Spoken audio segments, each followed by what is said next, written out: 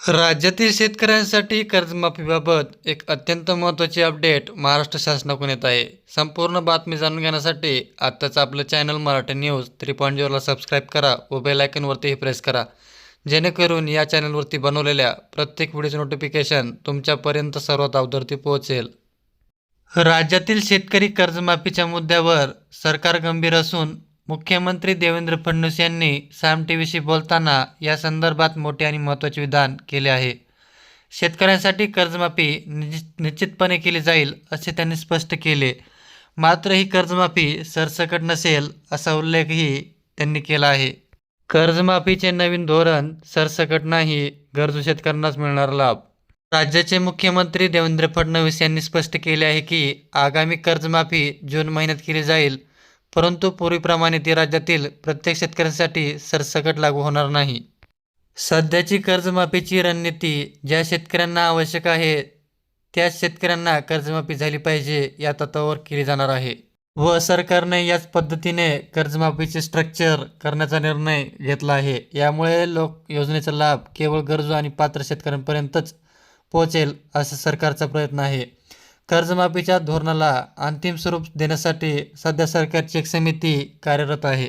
शेतकरी मित्रांनो, कर्जमाफीच्या धोरणाबद्दल बोलताना देवेंद्र फडणवीस यांनी पूर्वीच्या योजनेमध्ये राहिलेल्या त्रुटीवर बोट ठेवले आहे.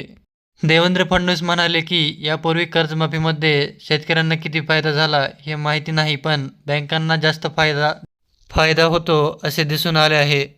वारंवार कर्जमाफी करण्याची वेळ येणे म्हणजे सिस्टीमला कुठेतरी चूक होत आहे. त्यामुळे शेतकऱ्यांना खरा फायदा कसा देता येईल आणि त्याला कर्जाच्या दुष्टचक्रातून काही काळासाठी बाहेर कसे काढता येईल याचा विचार करणे अत्यंत आवश्यक आहे. याच कारणामुळे सरकारने कर्जमाफीचे धोरण बदलले असून कर्जमाफीचा लाभ हा थेट शेतकऱ्यांच्या आर्थिक स्थितीवर सकारात्मक परिणाम करावा यावर भर दिला जात आहे. सरकारने यापूर्वी 2017 आणि 2020 मध्येही कर्जमाफी केली होती. सध्या अंतिम धोरणाची संरचना होत असली तरी आवश्यक या तत्त्वावर भर असल्यामुळे खालील प्रकारच्या शेतकऱ्यांना या योजनेचा लाभ मिळण्याची आवश्यकता जास्त आहे. नंबर 1. नैसर्गिक आपत्तीमुळे किंवा इतर कारणांमुळे कर्जाची नियमित परतफेड करू शकत नाहीत. ज्यांच्याकडे जमीन कमी आहे आणि नैसर्गिक आपत्तीमुळे मोठे नुकसान झाले आहे.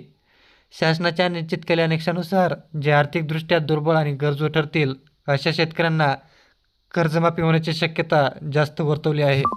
या व्हिडिओमधून शेतकरी मित्रांनो, तुम्हाला तर माहितीच झालं असेल शासनाचं येणारं नुकसान भरपाईचं धोरण कसं असेल. हा व्हिडिओ जर तुम्हाला आवडला असेल तर व्हिडिओलाही लाईक करा व चॅनलवरती नवीन असाल तर चॅनललाही सबस्क्राईब करा, जेणेकरून या चॅनलवरती बनवलेल्या प्रत्येक व्हिडिओचं नोटिफिकेशन तुमच्यापर्यंत सर्वात अगोदर पोहोचेल. धन्यवाद.